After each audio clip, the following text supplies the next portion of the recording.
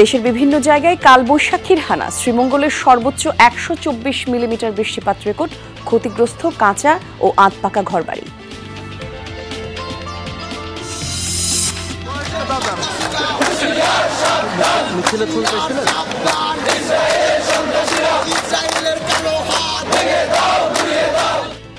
শিক্ষার্থী আন্দোলনের সংহতি জানিয়ে ক্যাম্পাসে ক্যাম্পাসে ফিলিস্তিনের পতাকা উড়ালো ছাত্রলীগ। অবিলম্বে ইসরায়েলি আগ্রাসন বন্ধের দাবি।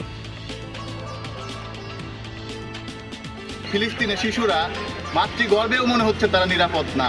এই হত্যা এবং শিক্ষার্থীদের উপর হামলা এগুলো বন্ধের দাবিতে আমরা আজকের এই কর্মসূচি পালন করছি। মধ্যরাতে শেষ হচ্ছে প্রথম ধাপের উপজেলা নির্বাচনের প্রচারণা। কোটিপতি ১১৭ প্রার্থীর ৯৪ জন লড়ছেন চেয়ারম্যান পদে, তথ্য টিআইবির। নির্বাচন করবো, আবার দলীয় নির্বাচন আইনগতভাবে হওয়া সত্ত্বেও আমাদের দলের নিজস্ব সংবিধান অনুযায়ী সেটি হওয়া সত্ত্বেও আমরা সেটাকে চর্চা করছি না। রোহিঙ্গাদের মামলা ঘিরে সক্রিয় সংঘবদ্ধ চক্র, হাতিয়ায় ভুয়া জামিননামা বানিয়ে জালিয়াতি, জড়িত পেশকারকে ১৫ দিনের অব্যাহতি। যে দস্তখত আমার না, তবে আমার সিলটা ব্যবহার করা হয়েছে। জেলখানা এরিয়াতে একটা চক্র আছে, রোহিঙ্গা ক্যাম্পে একটা চক্র আছে। জেলখানার কাগজগুলি যদি ভালোভাবে চেক আপ করা হয়, এই একটা কাগজ না, আর অনেকগুলি কাগজ পাওয়া যাবে। সিলেটে ডিবি পরিচয়ে বাংলাদেশি বংশোদ্ভূত ব্রিটিশ নাগরিককে অপহরণের অভিযোগ। সিসি ক্যামেরায় শনাক্ত গাড়ি, মামলা হলেও ধোঁয়াশায় পুলিশ। নিয়ন্ত্রণে সুন্দরবনের আগুন, শতভাগ নির্বাপনে সময় লাগবে আরও ২ থেকে ৩ দিন। বারবার তদন্ত কমিটি হলেও মেলে না প্রতিবেদন।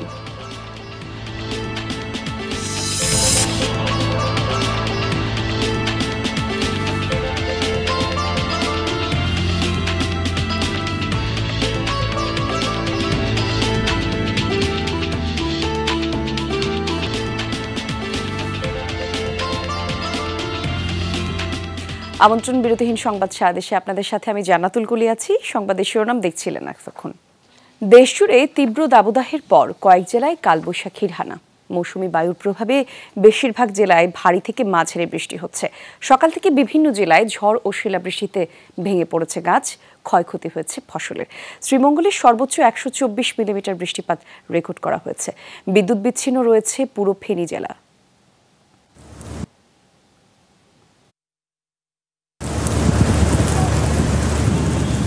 দীর্ঘ তাপ প্রবাহের পর কালবৈশাখীর হানা। দিনের প্রথম ভাগেই মধ্যরাতের অন্ধকার।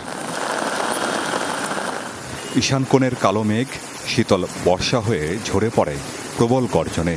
ফেনী, লক্ষ্মীপুর, নোয়াখালী সহ চট্টগ্রাম বিভাগে ভারী বর্ষণে কোথাও কোথাও দেখা দেয় জলাবদ্ধতা।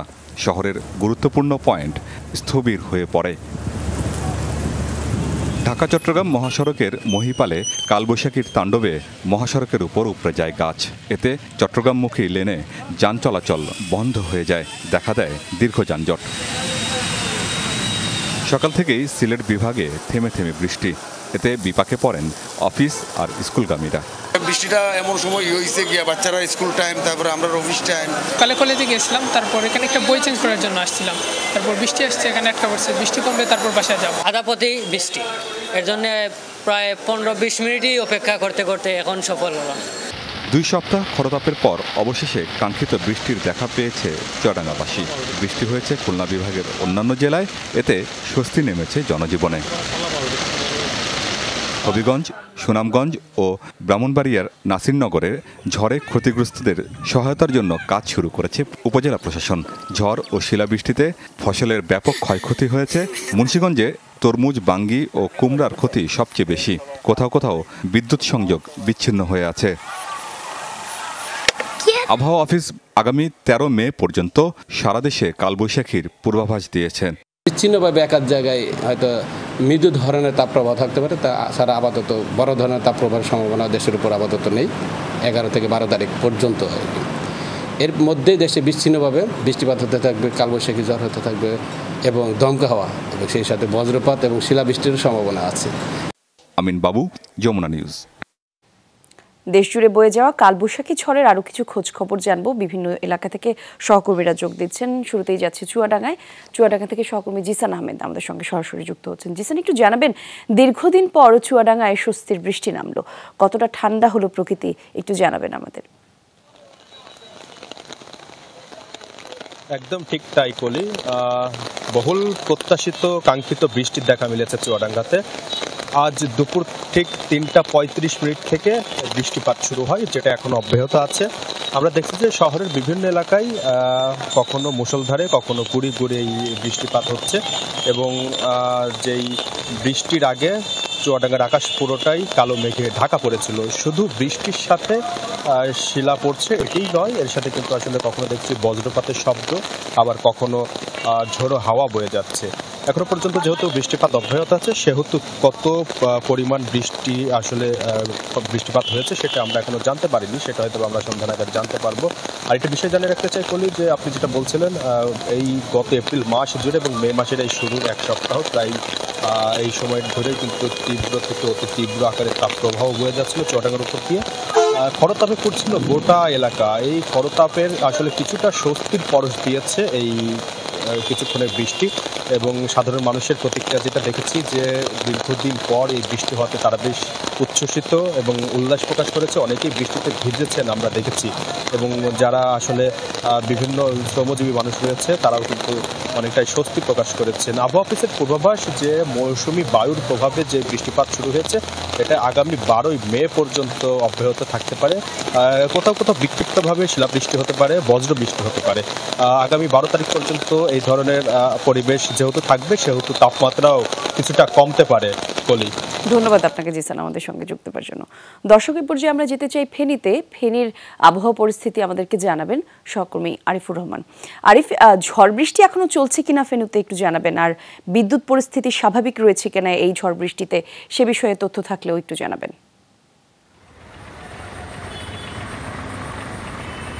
মুষলধারে যে বৃষ্টি ছিল সেটি এখন কমেছে, তবে এই মুহূর্তে গুড়ি গুড়ি বৃষ্টি হচ্ছে। আকাশ কিন্তু মেঘাচ্ছন্ন।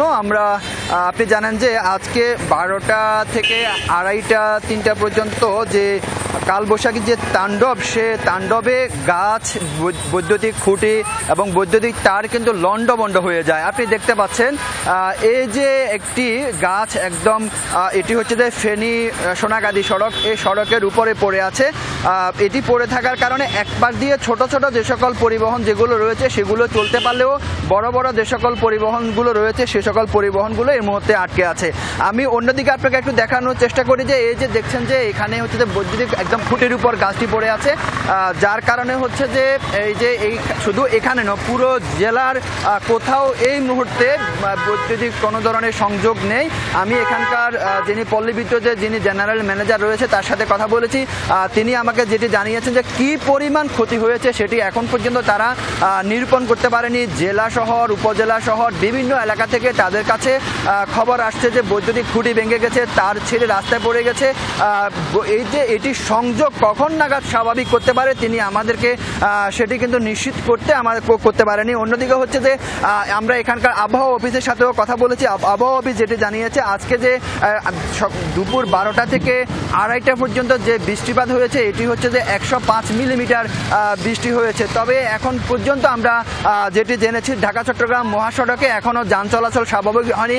ঢাকা চট্টগ্রাম মহাসড়কের 20টি স্থানে একদম রাস্তার পাশে থাকা বড় বড় গাছগুলো উপড়ে পড়ে সেখানে যান চলাচল অনেকটা বিঘ্ন হয়েছিল। যদিও ঢাকা চট্টগ্রাম মহাসড়ক ডাবল লেন হওয়ার কারণে এক পাশে গাছটি বন্ধ হয়ে গেলেও অন্য পাশে কিন্তু স্বাভাবিক ছিল, যার কারণে খুব বেশি বিঘ্ন পোহাতে হয়নি। তারপরও ঘণ্টাখানেক একদম যানজট লেগেছিল। এই মুহূর্তেও ঢাকা চট্টগ্রাম মহাসড়কের বিভিন্ন স্থান থেকে গাছ সরানো হচ্ছে। এখানে গাছ সরানোর জন্য ফায়ার সার্ভিস এবং কি হাইওয়ে পুলিশ সহ তারা কাজ করছে। আমরা হাইওয়ে পুলিশের সাথে কথা বলেছি, তারা যেটি জানিয়েছেন যে 1 ঘন্টার আসলে তাদের এবং কি ফায়ার সার্ভিসে তাদের কাজের বিনিময়ে কিন্তু এখন গাড়ি চলছে, তবে সেটি এখন দীর্ঘদিতে চলছে। কলি, ধন্যবাদ আপনাকে আমাদের সঙ্গে যোগ দেওয়ার জন্য। দর্শক, এ পর্যায়ে আমরা যেতে চাই সিলেটের সহকর্মী নাবিল হোসেন আমাদের সঙ্গে যোগ দেবেন। নাবিল, সিলেটে তো সকাল থেকেই থেমে থেমে বৃষ্টি হচ্ছে, এখনকার পরিস্থিতি কেমন পরিস্থিতি বিরাজ করছে একটু আমাদের জানাতেন যদি। কলি, আপনি ঠিকই বলেছেন, সিলেটে সকাল থেকে আসলে থেমে থেমে বৃষ্টি হচ্ছিল, তবে কিছুক্ষণ আগে অর্থাৎ বিকেল 4:30টার পর সিলেটে শিলাবৃষ্টি হয়েছে। 5 থেকে 7 মিনিটের সেই শিলাবৃষ্টি আমরা দেখেছি এবং এরপর আসলে আরও কিছু সময় অর্থাৎ 20 থেকে 25 মিনিট আসলে মুষলধারে বৃষ্টি হয়েছে। এই কিছুক্ষণ হলো এই বৃষ্টিটা থেমেছে, কিন্তু এখনও আকাশের যে পরিস্থিতি, এখনও আকাশে পুরো আকাশ আসলে কালো মেঘে ঢেকে আছে, অর্থাৎ যে কোনো সময় আবারও বৃষ্টি নামবে তেমনটি আসলে আকাশ দেখে বোঝা যাচ্ছে। আবহাওয়া অধিদপ্তরে যারা কর্মকর্তা আছেন তারা আমাদেরকে যে জানিয়েছেন যে বিকেল 3টা পর্যন্ত সিলেটে 60 মিলিমিটার বৃষ্টিপাত হয়েছে। আসলে এখনও অনেকটা সময় দিনের বাকি রয়েছে। সিলেটে সন্ধ্যার পর আসলে বৃষ্টিপাতের পরিমাণ অন্যান্য দিনে আমরা দেখেছি যে অনেক পরিমাণ বাড়ে, ফলে আসলে এই বৃষ্টি আরও অনেক বেশি বাড়তে পারে এবং এই যে বৃষ্টি 60 মিলিমিটার, এটিকে তারা ভারী বৃষ্টিপাত বলছেন এবং বৃষ্টির সাথে সাথে কিন্তু প্রচণ্ড বাতাস কিন্তু এখনও বয়ে যাচ্ছে এবং যার কারণে পুরো পরিবেশ শীতল হয়ে আছে। ধন্যবাদ আপনাকে নাবিল আমাদের সঙ্গে যুক্ত হওয়ার জন্য। স্বাধীন ফিলিস্তিন রাষ্ট্র প্রতিষ্ঠা এবং ইসরায়েলি আগ্রাসনের প্রতিবাদে বিভিন্ন দেশে চলমান ছাত্র আন্দোলনে সংহতি জানিয়ে সারা দেশে ফিলিস্তিনের পতাকা উত্তোলন কর্মসূচি পালন করেছে ছাত্রলীগ। পতাকা উত্তোলনের পাশাপাশি বিক্ষোভ মিছিল এবং পদযাত্রাও করে সংগঠনটির নেতাকর্মীরা। ফিলিস্তিনে গণহত্যা বন্ধে বিশ্ব নেতাদের একত্রে পদক্ষেপ নেওয়ার আহ্বান জানানো হয় এ সময় কর্মসূচি থেকে। ফিলিস্তিনিদের প্রতি সমর্থন জানিয়ে শিক্ষা প্রতিষ্ঠান ও রাজপথে সরব ছাত্রলীগ। কেন্দ্রীয় কর্মসূচির অংশ হিসাবে ফিলিস্তিনের পতাকা উত্তোলন কর্মসূচি পালন করেন নেতাকর্মীরা।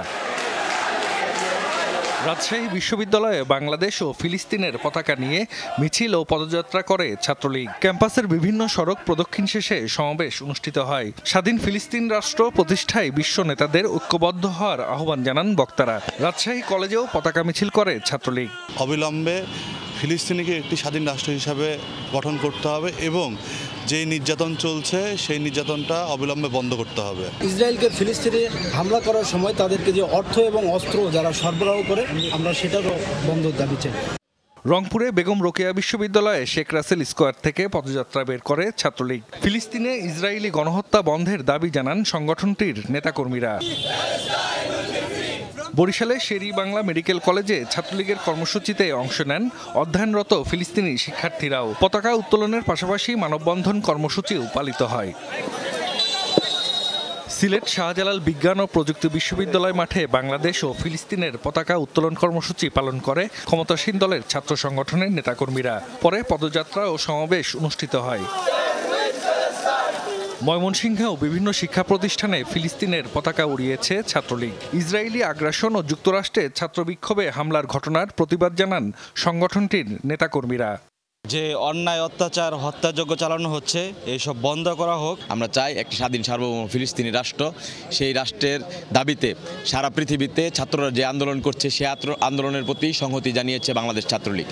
চট্টগ্রামে বিভিন্ন শিক্ষা প্রতিষ্ঠানে পতাকা উত্তোলন কর্মসূচি পালন করে ছাত্রলীগ। ফিলিস্তিনিদের প্রতি সমর্থন জানিয়ে পদযাত্রাও করেন নেতাকর্মীরা। স্বাধীন ফিলিস্তিন রাষ্ট্র প্রতিষ্ঠার দাবিতে খুলনায় পতাকা মিছিল করে মহানগর ও জেলা ছাত্রলীগের নেতাকর্মীরা। মিছিলটি নগরীর বিভিন্ন সড়ক প্রদক্ষিণ করে। এছাড়া কুমিল্লা, টাঙ্গাইল, সাতক্ষীরা, পাবনা সহ দেশ জুড়েই ফিলিস্তিনের পতাকা উত্তোলন কর্মসূচি পালন করে ছাত্রলীগ। জাহিদ হাসান, যমুনা নিউজ। কারাবন্দী এক রোহিঙ্গাকে মুক্ত করতে ভুয়া জামিননামা, তাতে বসানো হয় আদালতের সিলমোহর।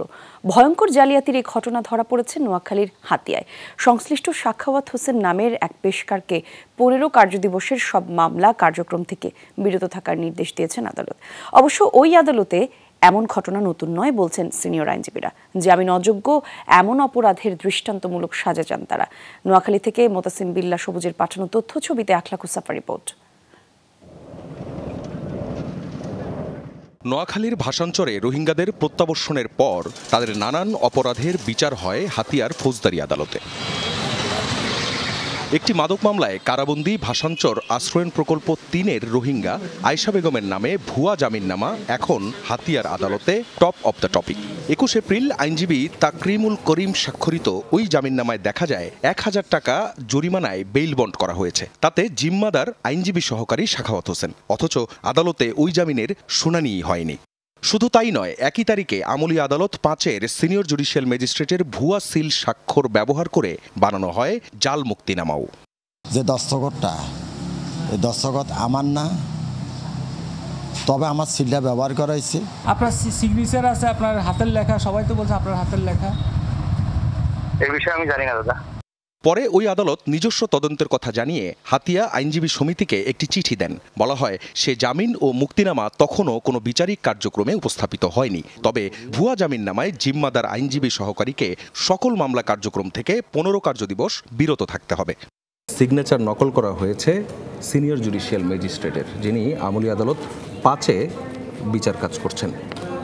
এই ধরনের অপরাধ জামিন অযোগ্য এবং এর সর্বোচ্চ সাজা 7 বছরের কারাদণ্ড। ওই চক্রটা ওদের কাছে আসে, ওরাই আপনার তাদেরকে বেল আউট করে। সেটা কি বৈধভাবে করে না অবৈধভাবে করে না কাগজ খিজন করে এটা একমাত্র তারাই জানে। আমার মনে হয় জেলখানার কাগজগুলি যদি ভালোভাবে চেক আপ করা হয়, এই একটা কাগজ না আর অনেকগুলি কাগজ পাওয়া যায়। জেলাদেরগুলো যখন পরীক্ষা নিরীক্ষা করলো, বললো যে আসামি জামিন হয় নাই, এটা জাল ভুয়া। তখন জেলার সাহেব নাকি আবার ওই যে ডিসি স্যারের কাছে পাঠাইছে, ডিসি স্যার আমাদের এই মিস্টারের কাছে পাঠাইছে। রোহিঙ্গাদের মামলা সাখাওয়াতে পরিচালনা করে, এদের থেকে অনেক টাকা পয়সা নেয়। নদীর উত্তর পাড়া সেখানে একটা চক্র আছে, জেলখানা এরিয়াতে একটা চক্র আছে, রোহিঙ্গা ক্যাম্পে একটা চক্র আছে, হাতিয়াতেও একটা আছে। ওদের মামলা মোকদ্দমাগুলো, ওদের মাধ্যমে সে মামলা মোকদ্দমাগুলো পরিচালনা করে। রাষ্ট্রপক্ষের আইনজীবীর শঙ্কা, এমন নজির বাধাগ্রস্ত করবে ন্যায় বিচারে। এই ধরনের অপরাধ যদি আশকারা পায় বা ছাড় পেয়ে যায়, অপরাধীরা কোর্টকে অ্যাভয়েড করে তারা পর্যায়ক্রমে এই ধরনের কাজের ধারাবাহিকতা বাড়বে। আর ধারাবাহিকতা বাড়লেই তখন দেখা যাবে যে এত অঞ্চলে মাদক, সন্ত্রাস সহ ইত্যাদি কর্মকাণ্ড বহুলাংশে বেড়ে যাবে। ন্যাক্কারজনক এই ঘটনায় কড়াকড়ি সাজার দৃষ্টান্ত দেখতে চান জেলার সিনিয়র আইনজীবীরা। এখানে তাহলে আর কোর্ট কাছারির দরকার হবে না। যদি কোর্টের কোনো স্টাফ বা এখানে কোনো আইনজীবী হোক, মহরার হোক, তারা যদি জড়িত থেকে এই ধরনের জাল কাগজ, জাল জামিননামা বা জাল জামানতনামা তৈরি করে, সেক্ষেত্রে তো কোর্ট কাছারিতে কোনো শৃঙ্খলা থাকবে না এবং আইনের শাসন থাকবে না। হাতিয়া আদালতে রোহিঙ্গাদের বিরুদ্ধে মোট 86টি মামলার মধ্যে এখন বিচারাধীন 50টি। আখলাকুস সাফা, যমুনা নিউজ। সিলেটে ডিবি পুলিশ পরিচয়ে বাংলাদেশি বংশোদ্ভূত এক ব্রিটিশ নাগরিককে অপহরণের অভিযোগ উঠেছে। বিভিন্ন স্থানে থাকা সিসি ক্যামেরায় অপহৃত গাড়ির শনাক্ত হয়েছে।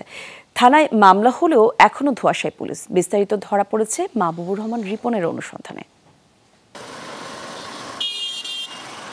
সিলেটের কাজীর বাজার ব্রিজ বৃহস্পতিবার রাত 9টার কিছু আগে এখান থেকে তুলে নেওয়া হয় একটি প্রাডো গাড়ির চালককে।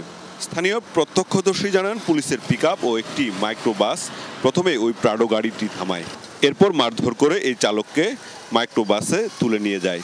রাইতে 9টা আস্তা দেখে হঠাৎ একজন মানুষের মারে, পুলিশের ভ্যান ফিসে আর সাদা একটা মাইক্রোবাস আর সাইডে একটা জিও আসছিল প্রাডো। ওখান হঠাৎ করে আর কি মাইরতে হয়েছে, একজন মানুষের মারিয়া তারা খাইয়েছে তুলিয়া আবার ওইদিকে সিধা চলে গেছে। প্রত্যক্ষদর্শী জানান পুলিশের পোশাকে আসা একজন প্রাডো গাড়িটি চালিয়ে ঢাকার পথে রওনা দেয়, অনুসরণ করে মাইক্রোবাস ও পিকআপও। যাওয়ার সময় দেশে ওইদিকে প্রায়টা চলে গেছে আর তারাও চলে গেছে সবাই এইদিকে গাড়ি নিয়ে, পুলিশের গাড়ি সব ওদিকে ঘুরিয়া এদিকে গেছে না, সুযোগ দিকে ঘুরিয়া চলে গেছে। ডিবি পুলিশের পোশাক ছিল, সবার কটি ছিল, কটি আর এত লাম্বা তাজিও ছিল, পুলিশের সিগনাল দিয়ে একটা হ্যান্ড বাবা ছিল। সেই পথ ধরেই অনুসন্ধান চালায় যমুনা টেলিভিশন। সিলেট শহর সংলগ্ন লাউয়া এলাকার এলাহি সিএনজি পাম্পের সামনের সিসিটিভির ফুটেজেও প্রত্যক্ষদর্শীর বক্তব্যের সত্যতা মেলে।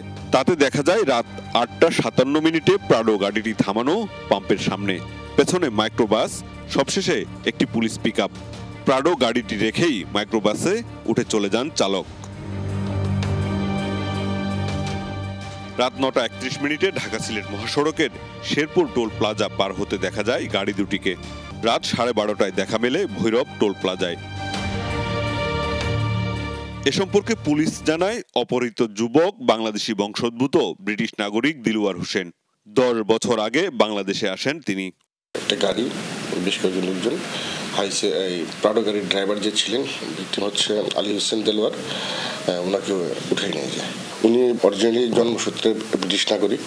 উনি 2014-তে এখানে বাংলাদেশে চলে আসে, তারপর এখানে সে বিয়ে শাদী করে এখানে সে বসবাস করতেছে। তবে কারা কি কারণে তাকে অপহরণ করেছে তা এখনো নিশ্চিত হতে পারেনি পুলিশ। গাড়ির নাম্বার আমরা পেয়েছি, ওগুলিকে আমরা আইডেন্টিফাই করার চেষ্টা করতেছি। পরিবারের অভিযোগের প্রেক্ষিতে আমরা একটা মামলা নিয়েছি। এর বেশি কিছু পরিবার কিছু বলতে পারতেছে না। বিষয়টি নিয়ে অত্যন্ত আন্তরিকতার সহিত এবং গভীরভাবে আমরা কাজটা করতেছি। ঘটনার পর প্রাডো গাড়িটি উদ্ধার করেছে পুলিশ। থানায় মামলা হলেও এসব নিয়ে কথা বলতে রাজি হননি দিলওয়ারের স্ত্রী। মাহবুব রহমান রিপন, যমুনা নিউজ, সিলেট। সুন্দরবনের আগুন নিয়ন্ত্রণে এসেছে। পুরোপুরি নির্বাপন হতে আরও 2 থেকে 3 দিন সময় লাগবে, এমনটা জানিয়েছেন ফায়ার সার্ভিস এবং সিভিল ডিফেন্স অধিদপ্তরের পরিচালক লেফটেন্যান্ট কর্নেল তাজুল ইসলাম চৌধুরী। ভোরে তার নেতৃত্বে একটি দল সুন্দরবনের আমুরবুনিয়া এলাকায় অগ্নি নির্বাপনের কাজ শুরু করেন। পরে জানা যায়, ঘটনাস্থল পর্যবেক্ষণ করে দেখা গেছে কোথাও তেমন কোনো আগুন নেই। যে কয়েক জায়গায় এখনও ধোঁয়া আছে সেখানে ফায়ার সার্ভিস লাইন কেটে নিয়ন্ত্রণের ব্যবস্থা করা হচ্ছে। পর্যাপ্ত পানি দেওয়ার ব্যবস্থা করা হয়েছে বলেও জানান তিনি। এ বিষয়ে আগামী 2 থেকে 3 দিন সুন্দরবনকে পর্যবেক্ষণে রাখা হবে। অগ্নিকাণ্ডে ক্ষতিগ্রস্ত এলাকায় বড় কোনো গাছ ছিল না, মৃত বন্যপ্রাণীও দেখা যায়নি, তবে বেশ কিছু সুন্দরী গাছ ক্ষতিগ্রস্ত হয়েছে বলে জানান তিনি। তদন্ত শেষেই আগুন লাগার প্রকৃত কারণ জানা যাবে বলেও উল্লেখ করেন তাজুল ইসলাম। প্রতি বছরই সুন্দরবনের কোনো না কোনো এলাকায় হয় অগ্নিকাণ্ড, ধ্বংস হয় পরিবেশের, হুমকির মুখে পড়ে জীববৈচিত্র্য। পরবর্তীতে গঠন করা হয় তদন্ত কমিটি, কিন্তু এরপর কি হয় সেটি জানার সুযোগ হয় না জনগণের। আগুনের ঘটনা কি প্রাকৃতিক নাকি মানব সৃষ্ট? অসাধু বন কর্মকর্তাদের যোগসাজশের অভিযোগও উঠে বারবার। তাই বিচার বিভাগীয় তদন্তের দাবি নাগরিক সমাজের। সুন্দরবনের চাঁদপাই রেঞ্জে আগুনের ঘটনা এবারই প্রথম নয়। বন বিভাগের হিসাবে 2002 সাল থেকে এ পর্যন্ত 25 বার জ্বলেছে বনভূমি। এর আগে 2021 সালের 3 মে একই রেঞ্জের ধানসাগর এলাকায় বড় আগুন দেখা দিয়েছিল। তার আগে 2016 এবং 2017 সালে 2 বার জ্বলেছে এই ম্যানগ্রোভ বন। এই খ্যার আসবে কোথা থেকে? এই মৌবলিরা এই খ্যার নিয়ে আসে, এই খ্যার থেকে ওরা ধোয়া দেয়, ধোয়া দিয়ে এই জিনিসটা লিবেই হয়ে যায় না, হয়তো এখান থেকে আগুনটা লাগতে পারে। কেউ আছে বিনা পারমিশনে বনের ভিতরে প্রবেশ করে বিড়ি সিগারেটের কোনো খাইয়ে তারপর ফেলে দিলেও ওর থেকে লাগতে পারে।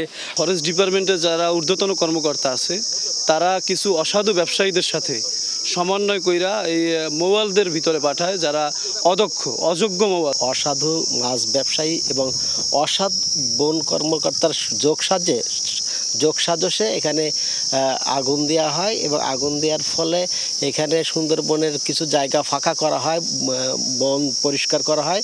বর্ষা মৌসুমে এখানে জাল পাতা হয়। পরিবেশ অধিদপ্তর বলছে, এ ধরনের আগুনে বনের শৃঙ্খলা নষ্ট হয়, গাছগাছালির সাথে পড়ে বিভিন্ন ধরনের বন্য প্রাণীও।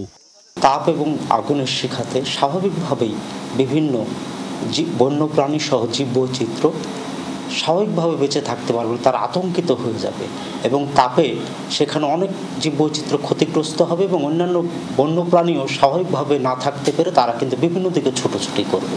সচেতন নাগরিক কমিটির দাবি, আগুন লাগার ঘটনায় সঠিক তদন্ত এবং সেই প্রতিবেদন জনসমক্ষে প্রকাশের। প্রাকৃতিকভাবে যখন গাছে গাছে ঘর্ষণ হয়, সে ঘর্ষণের থেকে আগুন লাগে এবং সে আগুনটা উপর থেকে ছড়ায়, কিন্তু এটা দেখা যাচ্ছে আগুনের উৎসটা নিচের দিকে। সুতরাং ধরেই নেওয়া যায় এটা কোনো উদ্দেশ্যপ্রণোদিতভাবে কোনো মহলের দ্বারা এটা হতে পারে। এখানে ডিপার্টমেন্টেরও কিন্তু আমরা বনাঞ্চল নিয়ে নানান ধরনের অভিযোগ আছে, কাঠ চুরির অভিযোগ থেকে আরম্ভ করে নানান ধরনের অভিযোগ আমাদের সামনে আছে। সুতরাং আমরা মনে করি এটা নিরপেক্ষ তদন্ত হওয়া উচিত। বারবার আগুনের ঘটনা কি প্রাকৃতিক নাকি মানুষের সৃষ্টি? অসাধু বনকর্মীদের নামও এসেছে বারবার। এ বিষয়ে জানতে চাইলে প্রসঙ্গ এড়িয়ে যান বিভাগীয় বন কর্মকর্তা। আগের ঘটনাগুলো কি বার্তা দেয় সেটা দেখতে হবে, আর মানুষের সৃষ্টি হলেও সেটার জন্য প্রিভেন্টিভ মেজার নিতে হবে। না, কেউ যদি এরকম কোনো তথ্য দেয়, সুনির্দিষ্ট তথ্য দিলে আমরা সেটা দেখব।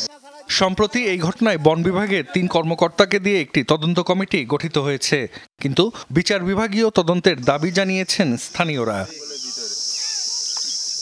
জাহিদ হাসান, যমুনা নিউজ।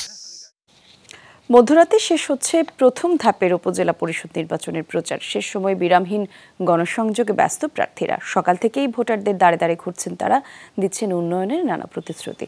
আজ রাত 12টায় শেষ হবে প্রচারণা। আগামী 8 মে প্রথম ধাপের ভোট গ্রহণ। দ্বিতীয় ধাপে 161 উপজেলায় ভোট গ্রহণ অনুষ্ঠিত হবে 21 মে। এর মধ্যে ইভিএম সহ নির্বাচনের প্রয়োজনীয় সরঞ্জাম রিটার্নিং অফিসারের কার্যালয়ে পৌঁছে গেছে। কাল থেকে কেন্দ্রে কেন্দ্রে বিতরণ শুরু হবে। তা ভোট সুষ্ঠু করতে জোরদার করা হয়েছে নিরাপত্তা ব্যবস্থাও। মানুষের সুখে দুঃখে মানুষের পাশে থাকি, এজন্যে মানুষ তাদের ব্যালটের মাধ্যমে আগামী 8 তারিখে তাদের প্রতিনিধি হিসাবে আমাকে বেছে নেবে। আমি তৃণমূল জনতার সাথে থেকে যেন উন্নয়নমূলক কাজগুলো করতে পারি। আগামীকাল সকাল থেকে 2টি কেন্দ্রে ব্যালট পেপার কালকেই চলে যাবে, আর বাকি কেন্দ্রে ব্যালট পেপার ব্যতীত অন্যান্য সরঞ্জামাদি কালকে সকাল 11টা থেকে কেন্দ্রে আমরা প্রিজাইডিং অফিসারের কাছে পৌঁছে দিব। শেষ সময়ে জয়ের প্রত্যাশা নিয়ে ভোটারদের দাঁড়ে দাঁড়ে ছুটছেন গাজীপুরের 3 উপজেলার প্রার্থীরা।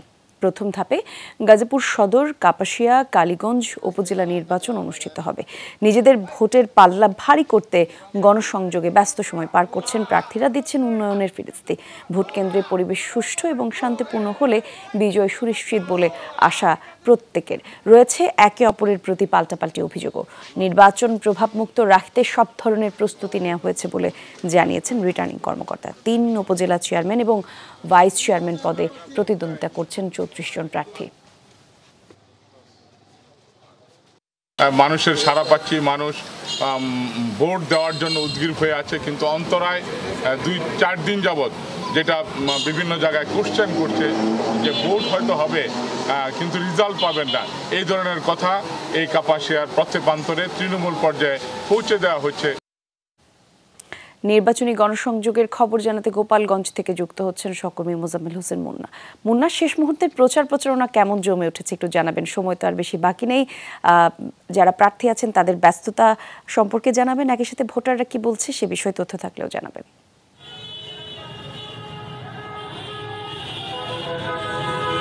কলি শেষ সময়ে কিন্তু প্রার্থীরা শেষ সময় কিন্তু তারা এখন গণসংযোগে ব্যস্ত। এই মুহূর্তে আমি গোপালগঞ্জ শহরের চৌরঙ্গিতে দাঁড়িয়ে আছি। আপনি দেখছেন যে আমার সামনে দিয়ে শেষ মুহূর্তের প্রচারণার অংশ হিসেবে একটি মোটরসাইকেল নিয়ে প্রার্থীদের যে গণসংযোগ শেষ মুহূর্তের যে শোডাউন, সেই শোডাউনটা কিন্তু এই মুহূর্তে আমার সামনে দিয়ে যাচ্ছে, আপনি হয়তো দেখতে পাচ্ছেন।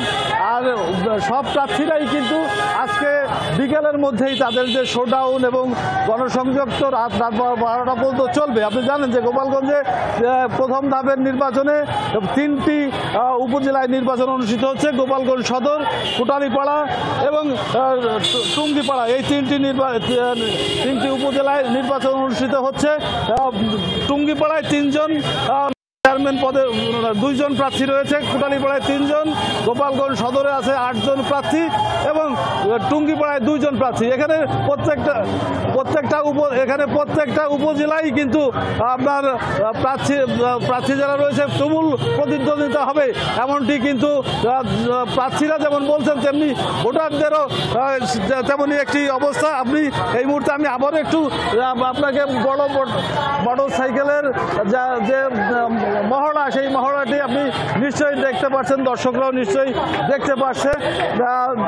গোপালগঞ্জে আসলে প্রতিযোগিতামূলক এবং খুবই আনন্দমুখর পরিবেশে কিন্তু নির্বাচন অনুষ্ঠিত হচ্ছে এবং 8 তারিখের নির্বাচনের জন্য আজ রাত 12টা পর্যন্ত, আজ রাত 12টায় কিন্তু নির্বাচনী প্রচারণা শেষ হচ্ছে। কলি মুন্না, অনেক ধন্যবাদ আপনাকে আমাদের সঙ্গে যুক্ত হবার জন্য। দর্শক, নির্বাচনী গণসংযোগের খবরাখবর জানাচ্ছিলেন গোপালগঞ্জ থেকে আমাদের সহকর্মী মোজাম্মেল হোসেন মুন্না। যাচ্ছি পরের খবরে। প্রথম ধাপে উপজেলা নির্বাচনের 117 জন প্রার্থী কোটিপতি, যাদের 94 জন চেয়ারম্যান পদে লড়ছেন। এক সংবাদ সম্মেলনে টিআইবি জানায় দ্বিগুণ হয়েছে কোটিপতি প্রার্থীর সংখ্যা। সংস্থাটি বলছে সম্পদ বৃদ্ধির এই হার অবিশ্বাস্য। দলীয় সর্বোচ্চ পর্যায়ের নির্দেশ অমান্য করে, যেটা দেখা গেল যে মন্ত্রী এমপিদের বিভিন্ন ধরনের ব্যাখ্যা দেওয়া হচ্ছে, প্রিয়জন বা স্বজন নির্বাচনে অংশগ্রহণ করছেন, এটা নির্দেশনা অমান্য করে। তাছাড়া স্থানীয় পর্যায়ে তো তাদের মন্ত্রী এমপিদের প্রভাব তো আছে। দর্শক, এই ছিল সংবাদ সারা দেশের আয়োজনে।